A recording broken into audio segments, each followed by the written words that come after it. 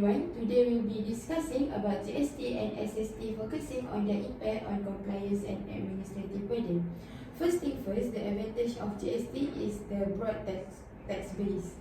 It integrates tax law and rate nationwide, reducing the complexity and making it easier for businesses to comply with standardized regulation. Meanwhile, SST has narrow tax base and apply only at the point of sale to eliminate the need for businesses to track and claim input tax credits, thus streamlining the process. Alright, I agree with you. Therefore, exports are zero rated under GST, meaning that exporters don't charge GST on their goods and services sold abroad to ensure the exports are more competitive in global market. While SST may exempt export, the process is generally less streamlined and can be vary more by country or specific circumstances. Okay, next, integration. For GST, tax at multi-stages address the issues of transfer pricing and vertical integration. By integrating the tax system from the point of sale to the manufacturing phase, the GST system enables seamless input tax credits across the supply chain. Thus, firms' cash flow is improved and the overall tax burden is decreased. But for SST, transfer pricing and vertical integration, SST frequently has less complicated compliance requirements, requiring the maintenance of fewer forms and records. Small and medium-sized business can especially benefit from its simplicity.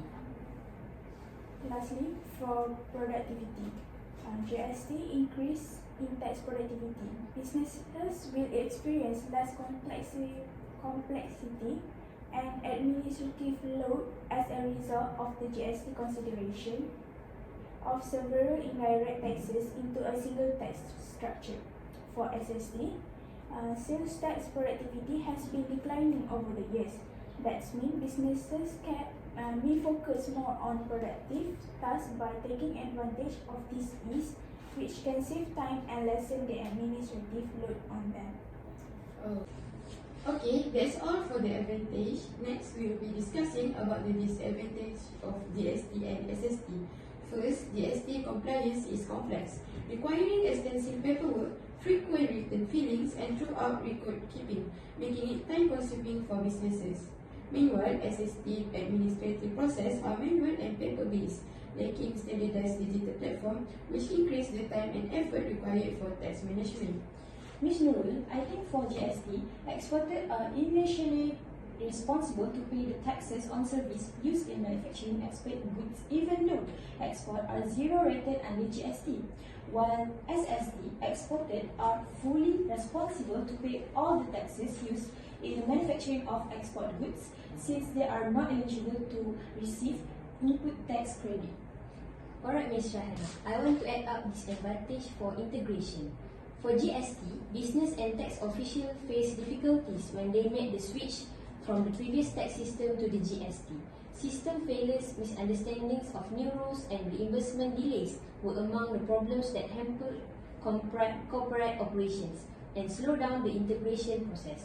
Meanwhile, for SST, the standardized tax rates and process that GST seeks to establish are absent from SST. The lack of consistency in tax rules and regulation pose a challenge for business that operate across several countries, hence impeding the integration of supply chains and marketplace. Now lastly, for the advantages in productivity. GST, businesses must modify their accounting system, hire a new staff, and hire a new rules as a result of GST changeover. For SST, input tax credit mechanism are frequently absent from SST system, which lead to the taxes being imposed at several points during the production process. Hello everyone, sorry for not being able to join our physical meeting. I will explain on the tax revenue between GST and SST. Malaysian Prime Minister Ismail Sabri Yaakob noted that government was keen on reintroducing the GST because it brings more revenue to Malaysia compared to SST. After further discussion, we do agree that Malaysia should revert to GST. This is because the GST will enable the government to widen the scope of tax and increase its revenue collection. Other than that, GST is more business friendly as it is less ambiguous and questionable. This would reduce the tax administrative burden and potentially reduce tax controversy. Last but not least, GST is more efficient in system compared to SST, as GST reduce the tax overflow effect due to the irrecoverability of SST incurred. Under the GST system, business would be able to recover the GST incurred as input tax credits and not being costly to them but to final consumers. In conclusion, Malaysia's tax income still have potential to increase if it returns to the goods and service tax, which is GST, because of its wider base and more organised collection mechanism. However, this choice need to be carefully considered in the term of expenses of re-implementation, public opinion, and the possible influence of inflation. Nevertheless, I hope that government will make decision truthfully for the best of businesses, government, and consumers. For tax system, they stated by experts such as Prof. Emeritus Dr. Bajayu Badai opinion on GST and revenue collection. He highlighted that psychological burden on consumer and emphasized cautious implementation to ensure public support and financial stability. On the other side, subsidy reform stress the unsustainability of broad subsidies and propose target subsidies through e-voucher to ease government financial burden.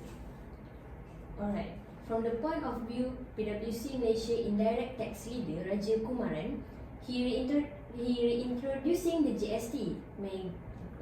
Bapak dia. Set berdaka. Set berdaka dia lah. Cakap je.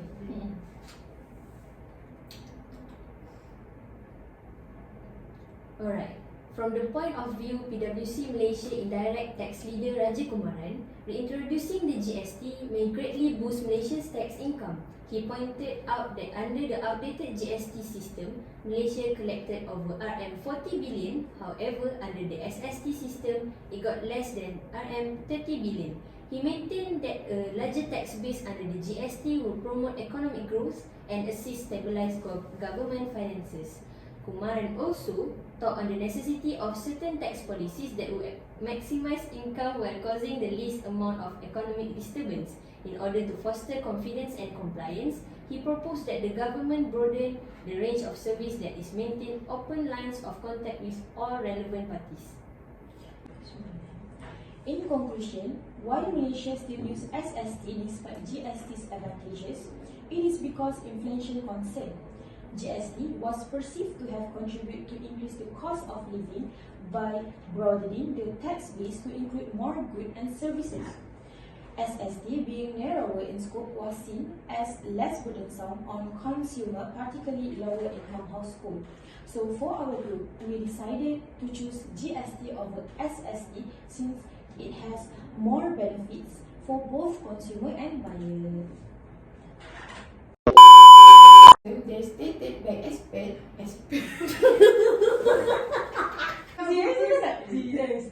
GST.